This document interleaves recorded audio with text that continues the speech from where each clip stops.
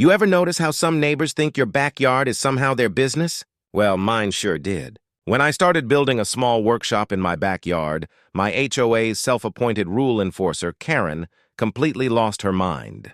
Instead of backing down, I decided to give her something to really look at. I've always been that guy who loves tinkering, fixing things, building random projects, restoring old tools. It's my therapy. After months of planning, I finally decided to build a small workshop behind my house. Nothing fancy. Just a bench, some shelves, a few tools, and a space where I could escape for a few hours. Everything was going great, until she appeared, Karen. She lives directly behind my fence, mid-50s, big sunglasses, always out for a walk, but somehow always near my property. You know the type, the self-appointed sheriff of the suburbs, always inspecting everyone's yard like she owns the entire neighborhood. The first day I started clearing space, she popped her head over the fence. "What are you building back there?" she asked, like I was smuggling something illegal. I smiled, trying to stay polite. "Hey, Karen, just setting up a small workshop for my tools." "Nothing crazy," her eyebrows shot up. "A workshop? You mean like a shed? Because the HOA has very strict size and appearance rules for those." I stayed calm. "Yep, already checked. As long as it's under 10 feet tall and matches the color of my house, it's completely fine." She frowned, her lips tightening. "Well, I'll be watching. We don't want this neighborhood turning into a construction zone." "Oh, Karen." A week later, the frame was up, the siding was halfway done, and I was actually proud of how neat it looked. I'd matched the trim to my house perfectly. But then came the letter, notice of violation, unauthorized structure. Signed, of course, by Karen. Now here's the kicker. She's not even on the HOA board. I called the HOA office to confirm. They said, "No such violation exists, sir." "Your project was already approved." That's when it hit me. She had actually printed her own letterhead and mailed me a fake violation notice. Like some kind of suburban vigilante, that's when I knew this wasn't about rules anymore. It was personal. That weekend she came out again, yelling from her backyard as I was nailing up siding. "You're ruining my view. I didn't pay good money to stare at your little man cave all day." I turned down the nail gun. "Well, Karen, maybe don't stare at my yard then," she gasped, clutching her imaginary pearls. "I'm filing a complaint with the HOA and the county zoning department." She stormed off and I just shrugged, went back to work, and kept building. 2 days later, a city code officer showed up, clipboard in hand, serious look on his face. He looked around, inspected everything, and said, "Looks totally fine." She's wasting my time again. That again part caught my attention. Turns out I wasn't her first target. She'd filed complaints against 3 other neighbors. One for having a backyard trampoline, another for installing solar panels, and even one lady for having a bird feeder that supposedly attracted pests, classic Karen behavior. Now I could have ignored her. But honestly, at this point I was entertained, so I decided to have a little fun. I moved my workshop 3 feet closer to the fence line, still totally within the legal setback distance. I made sure it was all compliant. And to top it off, I painted the back wall, the one facing her yard, bright orange for a day, just while the primer dried. Sure enough, within hours, I heard her screech from behind the fence. "Oh my God! What are you doing now?" I looked up and said, "Relax, Karen. It's just primer." "It's an eyesore. You're lowering property values," she snapped. I smiled. "Funny. Mine just went up when you stopped talking." She slammed her sliding doors so hard I swear her wind chime fell off the hook. A few days later, I finished painting the shed, a clean, neutral tan with decorative wood trim, a small flower box, and even solar lights. Honestly, it looked better than most people's sheds in the neighborhood. But, of course, Karen wasn't done. She called the HOA again, demanding a formal inspection. The HOA board came out, clipboard in hand. Karen stood there beside them, arms crossed, smirking like she'd finally caught me red-handed. They measured everything, checked the permits, looked at photos. Finally, the HOA president, Gary, turned to her and said, "Actually, this looks great. Fully compliant. Maybe the nicest workshop we've seen." Karen's jaw dropped. "What? But it's right next to my yard." Gary just shrugged. "Ma'am, we can't control where people legally place structures on their property." You don't own the view. You could practically see the steam rising off her head. I thought that would be the end of it, but no. Karen wasn't one to lose gracefully. The next week, I came outside and noticed a big smear of paint on the side of my workshop, like someone had accidentally brushed against it with a roller. Except the paint was the exact same color as her fence. So, I checked my security cameras, and there it was, 6:14 p.m. Karen watering her plants, tripping, and whoops. Splashing paint all over my wall. I printed the footage and brought it to the HOA. They called an emergency meeting. Karen showed up trying to play innocent. "I was watering my flowers and I slipped," she said, all wide-eyed and dramatic. But when they showed the video, the room went dead silent. Gary leaned forward. "Karen, this isn't an HOA issue anymore. You just vandalized private property." Her face went pale. "It was an accident." They fined her for harassment, and I told her she could either pay to repaint my wall or I'd file a police report. Guess who showed up the next morning with a paint roller and a bucket? Yep, Karen. She spent the entire afternoon silently repainting my wall while I worked on a new project, a small wooden sign that read, "The Karen Memorial Workshop, HOA approved." After that little paint fiasco, I honestly thought Karen might finally back off. For a couple of months, things were quiet. The workshop was done, the tools were organized, and for once, I could actually enjoy my backyard without feeling like I was being watched through binoculars. But of course, peace never lasts long when you live next to Karen. It started with small things. I'd catch her walking slowly along her fence line, pretending to check her flowers, but clearly peering through the gaps to see what I was doing. I'd be sanding a piece of wood or setting up a new shelf, and I could feel her eyes on me. Then one Saturday morning, I noticed her pacing behind the fence, phone in hand, muttering to herself.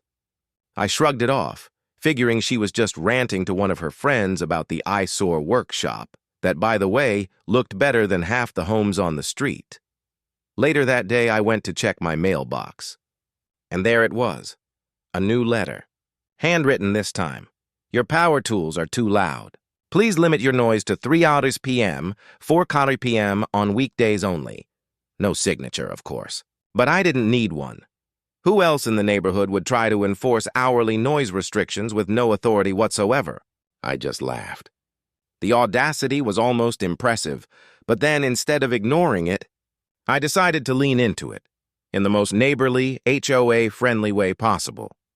That weekend, I decided to host a little event, my workshop open house. I invited everyone on the street. Families, kids, even Gary, the HOA president. I printed small flyers that said, "Come see the Karen Memorial Workshop. Snacks, tools, and fun DIY demos for everyone." Saturday rolled around, and by noon, my backyard was buzzing. Kids were hammering together birdhouses, adults were chatting over lemonade, and Gary was laughing while checking out my setup. I had music playing. Nothing crazy, just some light classic rock in the background. Everyone was having a good time. Well, everyone except her. Karen stood behind her fence, glaring through the slats like a villain in a low-budget thriller. Her sunglasses reflected the sunlight, and I swear she looked like she was plotting a full neighborhood coup. At one point, a little boy and one of the neighbor's kids pointed toward her and said, "Hey, is that the ghost of the HOA?" I nearly dropped my drink, trying not to laugh. After that, she finally disappeared inside her house, and for the rest of the afternoon, peace returned. The open house was a huge success. Everyone loved it. Even Gary complimented me. "This is exactly the kind of community spirit we need more of," he said. That comment must have burned like acid when Karen heard about it later. After that day, she went quiet. Like really quiet. No notes, no yelling, no fake violations. I thought maybe, just maybe, she'd realize she couldn't win. But I should have known better. Karen doesn't lose.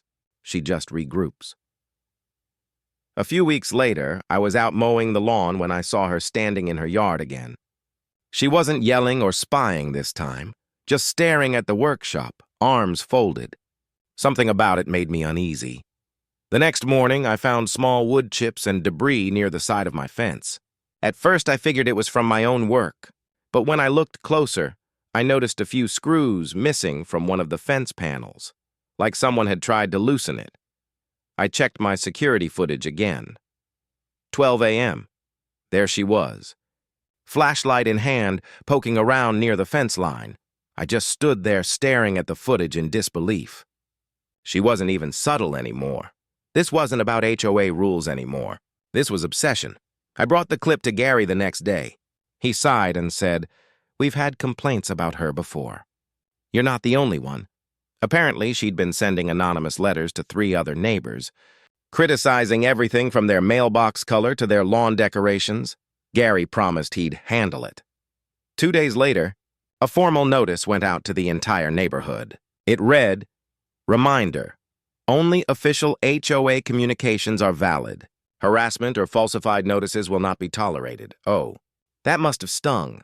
That afternoon, I saw her out again, tearing weeds out of her garden like she was exacting revenge on the entire earth. But that wasn't enough for me. I decided to have a little fun with this new chapter. I built a small wooden sign and hung it on my fence facing her yard. It read, "Smile, Karen. You're on camera. HOA approved." I didn't even have to look. I could feel her outrage through the fence. A few minutes later, her blinds snapped shut. But even that didn't stop her for long. The following week, she tried one last desperate move, calling the county noise control office. Apparently, she'd told them I was running industrial machinery in a residential zone. When the inspector came out, he looked confused the entire time. He said, "So, this is your workshop?" "Yep," I said. "Just me, some wood, and a few power tools." He looked around, listened for a moment, then smiled. "Sounds like normal DIY work to me. We get calls like this from the same address every month." I raised an eyebrow. "Let me guess, 214 Maple Street?" He laughed. "You know it." I offered him a cold bottle of water and said, "Thanks for stopping by." When he left, I noticed Karen peeking out from behind her curtain again, phone in hand, lips pressed into a thin, angry line. That's when I decided this war was officially over. I wasn't going to fight her anymore. I'd already won. I had the workshop I wanted, the HOA on my side, and half the neighborhood cheering me on. So I shifted gears. Instead of reacting to her nonsense, I focused on something positive, starting a small YouTube channel. I set up a few cameras inside the workshop, filmed myself doing simple woodworking tutorials, fixing old tools, building shelves, and explaining DIY tips. It was peaceful, productive, and surprisingly fun. And yes, every single video had one thing in common. You could just barely see Karen's fence in the background, a subtle reminder. Every time I hit record, I made sure that little piece of fence was in frame, not to provoke her, but as a quiet symbol of triumph. It wasn't about revenge anymore. It was about reclaiming my space, my peace, and my sanity. And honestly, that's what made it so satisfying. Because sometimes, the best revenge isn't loud or dramatic. It's just living well and not letting the nosy people of the world steal your joy. Even now, when I walk past her yard, I can still hear that wind chime of hers clinking softly. The same one that fell off the hook the day she slammed her door after our first argument. It's almost poetic, like the universe, reminding her every day that she lost this battle without me ever breaking a single rule. And me, I just keep building, smiling, and minding my own business. Exactly what she couldn't do. It's funny how quiet life feels once the chaos stops. For weeks, I'd grown used to the drama, the yelling, the fake letters, the accidental vandalism. But now there was silence. Beautiful, golden silence. Karen wasn't hovering over her fence anymore. No more notes, no more complaints, no more HOA drama. It was like she'd finally accepted defeat. The first few days, it actually felt strange. I'd look toward her yard expecting to see her sunglasses glinting over the fence like a hawk ready to swoop. Nothing. Just the faint sound of that wind chime she probably hated now, ringing gently whenever the breeze passed. So, I focused on my workshop. I started building more complex projects. Tool racks, planter boxes, even a custom coffee table. Every evening after work, I'd step into that little workshop, close the door, and feel the stress of the world disappear. The funny thing? That workshop started as just a place for tools, but it became something more. It became mine. A symbol of not letting other people's pettiness control your peace. That's when I started filming seriously for my YouTube channel. At first, it was just me showing how to fix small things. How to sand properly, how to restore rusty tools, how to make joints without fancy machinery. I didn't think much of it, but within a few weeks, my videos started getting comments. People loved the calm vibe. They said things like, "Dude, this is the most relaxing woodworking channel I've ever watched." Or, "You've got such a peaceful backyard setup. I need this energy." I even started getting subscribers from all over. One guy from Norway messaged, saying he built his own Karen-proof workshop after watching my videos. I nearly spit out my coffee reading that. The irony was, I never told anyone who Karen was. I never showed her, never said her name. She was just the background character of my story. But somehow people picked up on it. They'd comment things like, "Bro, I swear I saw the neighbor's fence in the corner. Is she still watching?" I didn't respond. But oh, I noticed. Every time I set up my camera, I'd tilt it just enough so that her fence peeked in from the side.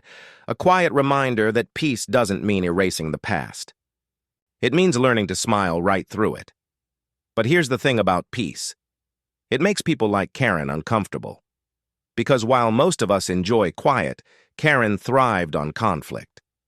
She fed on control, and with nothing left to control, she started inventing reasons to be relevant again.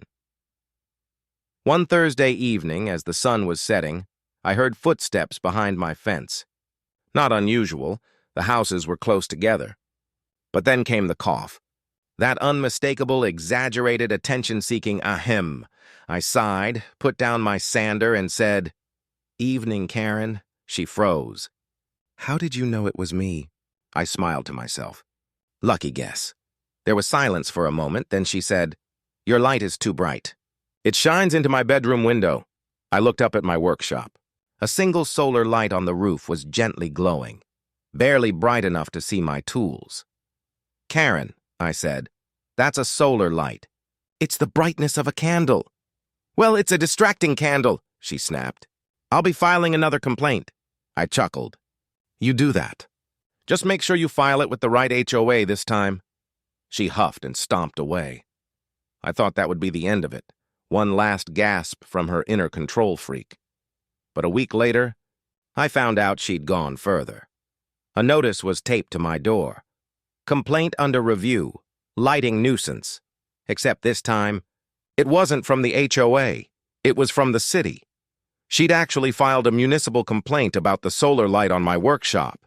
I was impressed, honestly. You had to admire that level of commitment to pettiness. The city inspector came by a few days later. A friendly older guy named Paul. He took one look at the solar light, then looked at me and said, "This is what she called about?" "Yep." He laughed so hard he nearly dropped his clipboard. "Buddy, this is nothing. My neighbor has a motion sensor floodlight. This thing barely lights your grass." He snapped a few photos for formality and said, "Don't worry. This'll get closed fast." And just like that, another one of Karen's complaints went down in flames. The next day, I noticed her blinds were closed again. No peeking, no yelling. Just silence. But here's where things got weird, almost eerie. A few weeks later, one of the neighbors mentioned Karen hadn't been seen much lately. Her car was parked, but no sign of her outside. No walks, no complaints, nothing.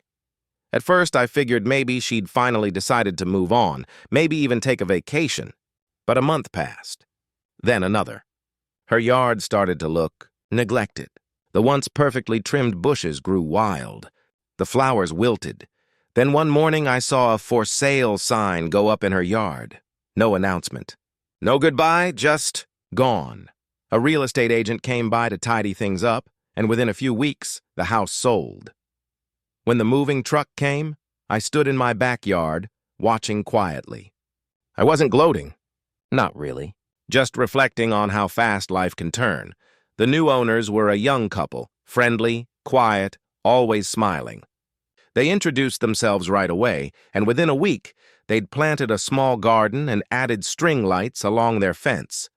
They loved the workshop. Even asked if I could help them build a small pergola for their patio. I couldn't help but laugh. From HOA war zone to peaceful neighborhood teamwork, life really does come full circle. One evening, as I stood outside the workshop sanding down a new table, I caught sight of those familiar wind chimes still hanging from her old porch. The new couple had left them there, maybe thinking they added charm. They swayed softly in the breeze, making that same faint metallic tune I'd heard 100 times before, but now it sounded different, softer, peaceful, even. For a long moment I just stood there, smiling, listening. It hit me then. That workshop wasn't just a building anymore. It was a timeline, a reminder of every little victory, every moment of patience, every laugh that came from refusing to be dragged into negativity. Karen had tried to make my space miserable, but all she really did was motivate me to create something that outlasted her presence. Now, instead of arguments, the air was filled with laughter from the new neighbors, the hum of my tools, and that soft chime that no longer carried any bitterness. Funny thing is, sometimes the people who cause the most trouble end up shaping the best parts of your story. Karen thought she was teaching me a lesson about rules and control. But in the end, she taught me something better, that peace is built, not granted. You create it one nail, one board, one deep breath at a time. And the best part? Every time I hit record on a new video, the first thing people see isn't just a workshop. It's freedom, patience, and a little wooden sign that still hangs proudly by the door. The Karen Memorial Workshop, HOA approved. Time has a funny way of softening everything. The noise, the tension, even the grudges you didn't know you were holding. After Karen moved out, the neighborhood felt lighter, like someone had lifted an invisible weight off the air. No more fake violation letters. No more angry yelling from behind the fence. No more suspicious accidents involving paint. Just peace. At first, I didn't know what to do with all that quiet. For months, I'd been living in a constant low-level battle mode, waiting for the next ridiculous complaint or surprise visit from an inspector. But suddenly, there was nothing to defend, nothing to prove, and that's when life started to feel normal again, maybe even better than before. My YouTube channel began to grow faster than I expected. What started as a small hobby, just me sharing my woodworking therapy, turned into something real. Thousands of people subscribed. I started getting messages from folks all over the country saying how my videos helped them find calm in their own chaotic lives. One guy wrote, "Man, I started fixing up my shed after watching your video. My neighbor's a nightmare too. You gave me hope." Another woman commented, "I live in an apartment, but watching you work out there is my stress relief. You make it look so peaceful. And you know what? They weren't wrong. It was peaceful. I'd start my mornings with coffee on the porch, walk down to the workshop, and open the door to that familiar smell of sawdust and cedar. Sunlight streamed in through the window, bouncing off the tools I'd spent years collecting and restoring. It wasn't just a workspace anymore, it was a sanctuary. Every once in a while, the new neighbors, the young couple who'd bought Karen's house, would stop by. They were the exact opposite of her. Polite, friendly, laid back. They'd bring me cookies during holidays, and sometimes they'd watch me film, fascinated by the setup. One weekend they asked, "So, why do you call it the Karen Memorial Workshop?" I grinned. "Let's just say it's a reminder that patience is stronger than pettiness." They laughed, and I could tell they understood. Eventually, we ended up building that pergola they wanted. We worked side by side in the backyard, and the whole time, the old wind chime, her wind chime, clinked softly in the background. It wasn't haunting anymore, just nostalgic. You see, Karen's chapter might have ended, but her legacy lived on in the best possible way. Without her, I probably wouldn't have built that workshop as perfectly as I did. Without her, I might not have started my channel. Without her, I wouldn't have met half the neighbors who came over to support me through her drama. It's ironic, isn't it? How sometimes the person who causes the most chaos accidentally pushes you towards something good. That's what life is. Messy, unpredictable, and weirdly poetic. A few months later, my channel hit a big milestone, 100,000 subscribers. YouTube sent me one of those silver play buttons. When it arrived, I didn't hang it inside the house. I mounted it right above the door of the workshop, Now every time I step inside, I see it shining under the soft glow of the solar light, the same one Karen once tried to have banned by the city. I can't help but chuckle every time I look at it. That light became symbolic to me. No matter how hard someone tries to dim your glow, if you keep it steady, it'll outlast their shadows. Around that time, I got an email from a local newspaper. They wanted to feature my workshop and YouTube journey in a community creators article. I agreed. The journalist came over, took some photos, and asked me to share what inspired it all. When I mentioned the HOA drama and the nosy neighbor, she laughed. "So you're saying this whole channel started because someone didn't like your shed?" "Exactly," I said. "Sometimes the best stories start with a little conflict." The article went live a week later, titled, "From HOA Headaches to YouTube Success, the Man Who Built Piece One Board at a Time." It went a bit viral locally. Neighbors stopped me on the street just to say congrats. Even Gary, the HOA president, dropped by with a big grin and said, "Never thought I'd say this, but you made the HOA famous, but in a good way." I told him, "Well, I guess miracles do happen." The following spring, our neighborhood hosted its first community fair. Every house put up a small booth, baked goods, crafts, gardening tips. Gary insisted I display a few of my woodworking projects. So I set up a simple stand called Workshop Wonders.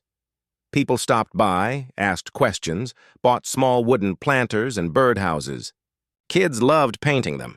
And right there, in the middle of it all, my workshop stood proudly in the background, the same one Karen tried so hard to shut down.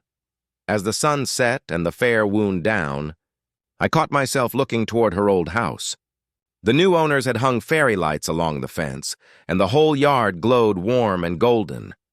For a second, I could almost picture Karen there, arms crossed, scowling, and it made me smile. I imagined saying to her, "See, Karen? This is what happens when you let people breathe a little. The world doesn't fall apart. It gets better." That night, I sat in the workshop long after everyone else had gone inside.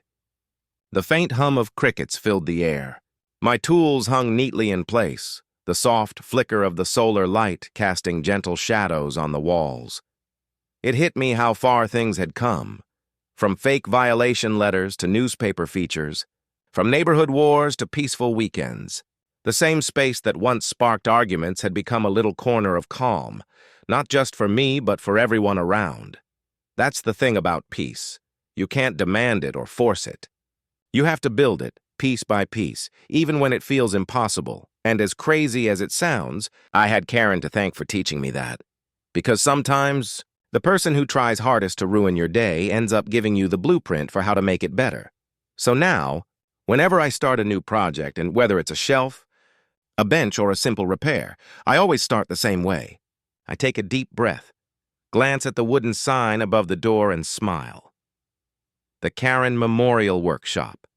HOA approved. It's not just a joke anymore. It's a reminder that patience beats anger, calm beats chaos, and silence, sweet, stubborn silence, is the loudest victory of all. And maybe, somewhere out there, Karen's sitting in her new neighborhood, sipping coffee on her porch, watching her new neighbor build something in their yard. I like to think that, for once, she just smiles and lets them.